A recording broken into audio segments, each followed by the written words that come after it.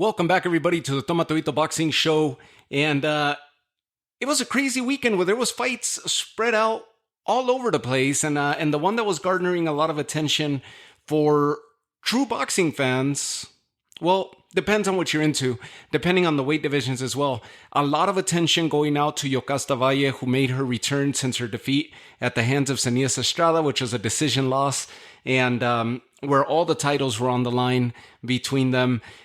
She made her return out in Costa Rica, and there was a lot of attention there to see how she looks because she is now training under the tutelage of Jay Nahar Panda, who also has Subriel Matias, as far as we know, as of this recording, and William Cepeda, Camarón Cepeda. So there was a lot to talk about with Panda, and this was the debut as he was going to be in the corner of Yokasta Valle. Out in Japan, there was a big fight that we talked about in past episodes, that there was so much movement in the Super Flyweight division with Ban Rodriguez defeating Gallo Estrada, and so the titles were all in action. The final title, the final piece to be moving was going to be Kosei Tanaka, who became champion earlier this year, and he was going to be defending his title against Jonathan Rodriguez. So there was a tension there, and that's the one we're going to focus on today.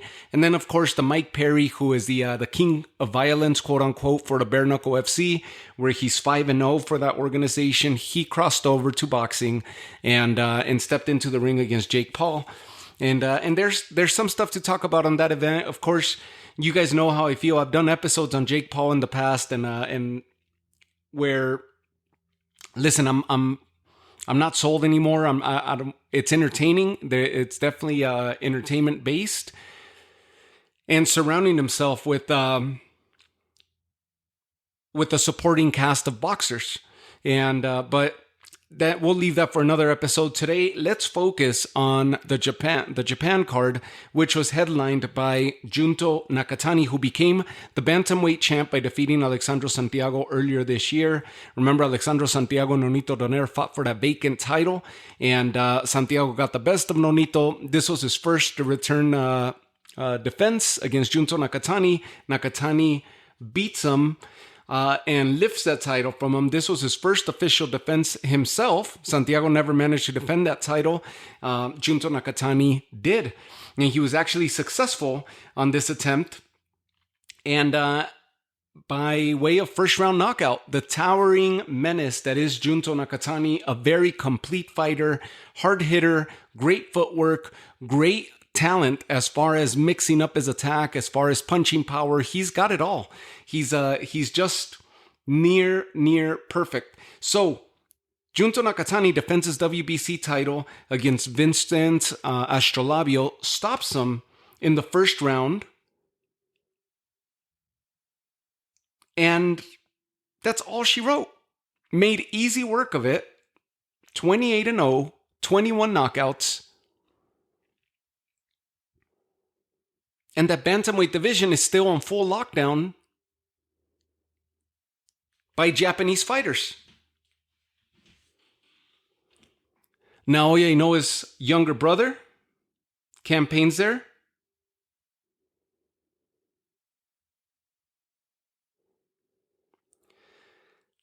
A division in which just a few pounds north, Naoya Inoue is the king. Remember, he became undisputed at 118 and then became undisputed of 122. And now he's headed to fight TJ Doheny, which a lot of people were asking for the fight between him and Murodjon Ekmedaliev, who is a prior unified champ and went on to lose his titles by decision. So we have the IBF champ at bantamweight, Ryosuke Nishida.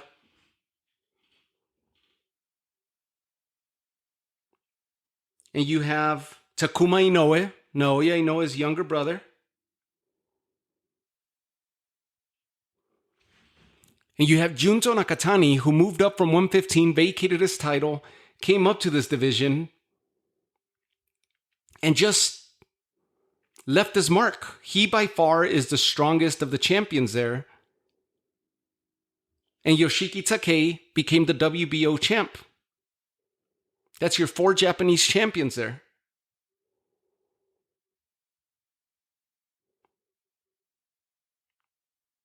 Yoshiki Takei lifting that title from Jason Maloney. If you recall that fight, to secure and complete the full circle of Japanese champions.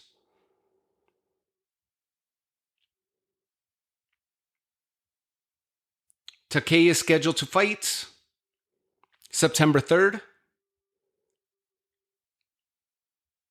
Junto was just in action.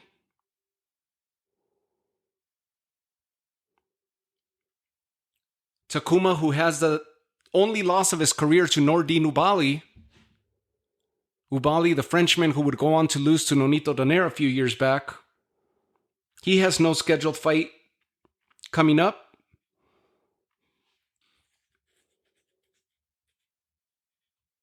But Junto Nakatani just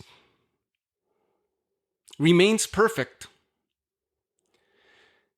And it'll be great to see if we have some type of semifinal setup between these champions fighting one another to see who's the strongest of the 4 Japanese fighters. I would put my money behind Junto Nakatani. I think he's the strongest of the 4 champions.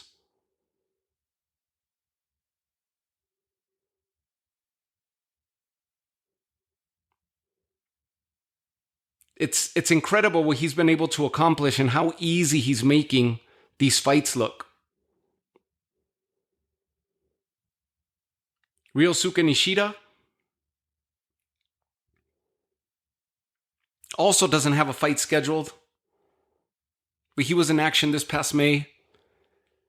So Junto Nakatani leading the way and looking good while at it. Now on this undercard was supposed to be Kosei Tanaka against Jonathan Rodriguez. A fight that did not happen because Rodriguez ends up showing up 6 pounds overweight.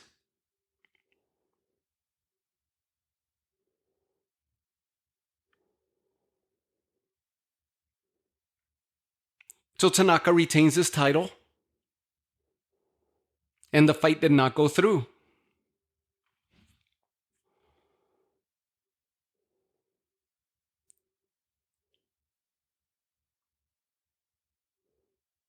Now, that's a heavy division right now. Both 112 and 115. 115, of course, with Bam unifying, lifting the title, getting his old title back from Gallo Estrada, unified at 112. Not sure if he's completely relinquished those titles at 112 yet. I think he just did. I think he actually, I know he did, because one of those titles was actually up for grabs on this very same undercard, that being the WBO title. Remember, he unified in December against Sonny Edwards. Now he lifted the title from Gallo Estrada. And the 115-pound division, with Kosei Tanaka being the last piece of the titles, the remaining title that was up for play, he has retained by way of scales.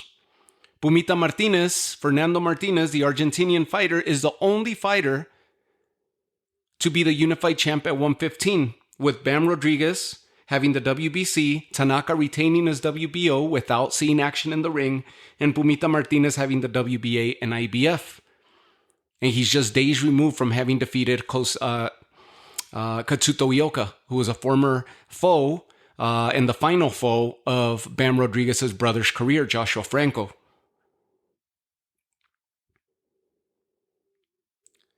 So there's talks right now that Bam Rodriguez might be tied up contractually with Gallo Estrada in a rematch. Gallo wants to run that back and wants to right that wrong. He got stopped against Bam Rodriguez, and it looks like that's where they're headed. And a key figure in this division of what once was, before Bam started dethroning him, was he's defeated Carlos Cuadras, Sorung Vesai, Gallo Estrada, and the remaining piece being Chocolatito Gonzalez. Chocolatito's back in action. He came back last week and looked good while doing it. An older version of him, but he won by stoppage in the final round of the fight. And if Bam is tied up, Bam said after the Gallo fight, he wants to unify the division. And the final one of the legends that he has not faced is Chocolatito, but he did spar with him in preparation for Gallo. So if Bam is tied up in contractual negotiations with Gallo Estrada for the rematch and they're going to run it back, then this is Chocolatito's opportunity to either get into a fight with Kosei Tanaka, since he didn't defend his title and he did undergo a camp, and Chocolatito's fresh off a victory where he didn't endure much damage. This is his chance to get his hands or get an opportunity at getting his hands around another title, get into negotiations with Kosei Tanaka. Pumita Martinez is fresh off a victory. That would keep the momentum of Chocolatito. It would derail the momentum of Chocolatito if that's the route that Chocolatito takes. Yes, with a victory over Pumita, he could get 2 titles in one shot and become a unified champ and make it an even bigger payday if he does decide to fight his former sparring partner or recent sparring partner in Bam Rodriguez. That would be a huge marketable fight with titles on the line. Leverage would actually lie on behalf of Chocolatito as far as payday and everything else. Negotiations, you name it. But the fact that Pumita is just fresh off his victory over Katsuto Ioka, he's probably going to be delayed for quite a while, and that means that it would derail the potential and the momentum of Chocolatito at the moment. So I would say get into talks. If I had the choice to make this negotiation happen, it would be Chocolatito versus Kosei Tanaka. Go for that title. Very winnable fight for Chocolatito, even at his later stage in the career.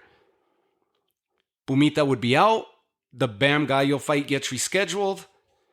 And if it happens to be a fight for late in the fall between Bam and Gallo, and Chocolatito gets this negotiation done quick, he could potentially close the year out with the title around his waist and going for a unification bout against Pumita, say December.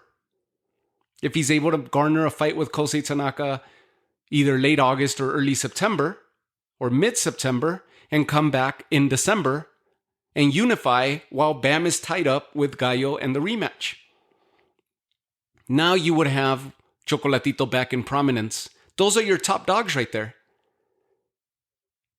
Bam, Fernando Martinez, Kosei Tanaka, who are your champs, Chocolatito, Katsuto Ioka, Carlos Cuadras, Sorung Visai, who've all maintained themselves atop the rankings or near the top of the rankings throughout the majority of their careers. And that was the interest behind this fight with Kosei Tanaka, putting his title on the line and ensuring that he would defend it as the final piece of the super flyweights and how it's been getting shaken up so much. Then you move down one division where Bam was campaigning at and unified against Sonny Edwards. You have Ray Martinez, Julio Cesar Martinez, still listed as a WBC champ. But there's also some rumors there that he's going to get stripped or that he was going to vacate the title. And you have Ricardo Sandoval, who just became the silver champion for that same organization in that same weight on the undercard of William Cepeda. You have Anthony Olascagua, who just won that title on this very same undercard of Junto Nakatani's. He just won the WBO title that Bam once recently held. Bam still holds on to the IBF title. At least it hasn't been officially vacated. And Seigo Akui became a recent champion earlier this year for the WBA. So potentially 2 titles will be available in that division. One being Bam Rodriguez's IBF, which is more than likely going to happen. That'll be vacant. And Ray Martinez's. Most likely that'll be vacated.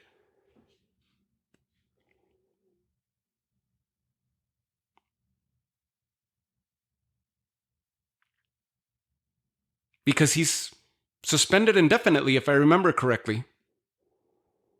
Julio Cesar Martinez is.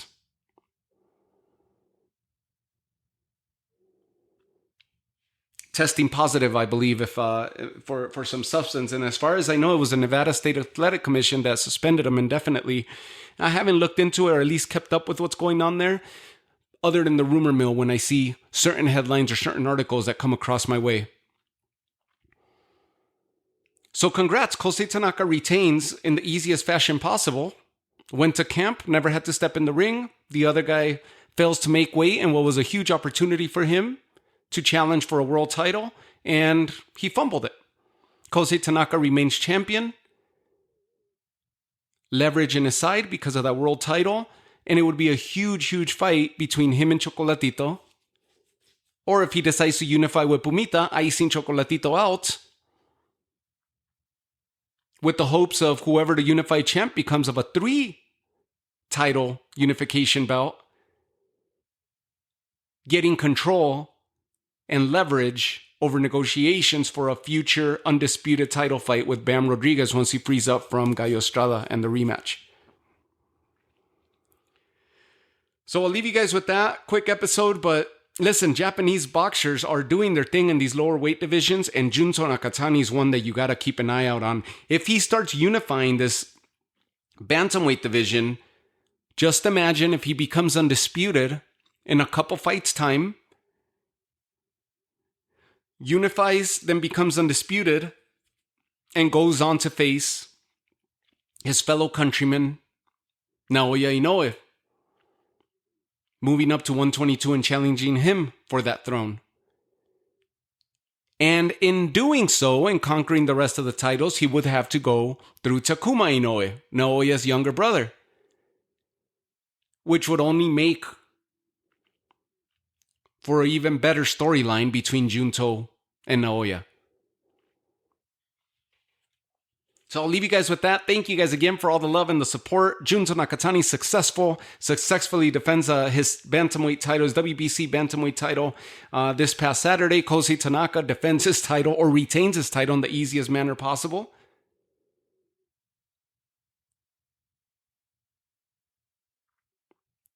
And Olascagua becomes the newest champ. Anthony Olascagua becomes the newest champ in the 112-pound flyweight division.